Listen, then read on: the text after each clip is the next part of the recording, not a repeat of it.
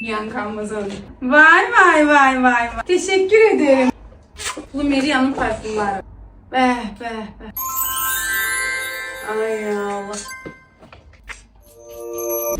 Yalık Tarası. Benim çok sevdiğim kadın iç giyim mağazasıdır, markasıdır böyle diyeyim. Koy birinci özüm bakım görüm onu göstermeye olar mı? Olmaz mı? Bunu olmaz. Olmaz. Namus diye bir şey var. Olmaz. Ay ne güzel material. Wow. Yaşar Bağırov. Bir Azərbaycan brendidir. Tam sahne ayaqqabısı, değil mi? Mən kablokda çox qala bilmirəm. Axşam 8-dən səhər saat 5-ə qədər qalmışam. Ayağım şişmir.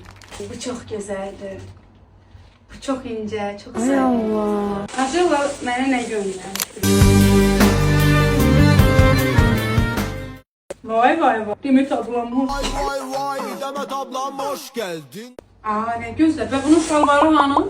Çok güzeldi ama bunun ben neyle giyineceğim? Gələn 14 fevralda şalvarını göstereyim.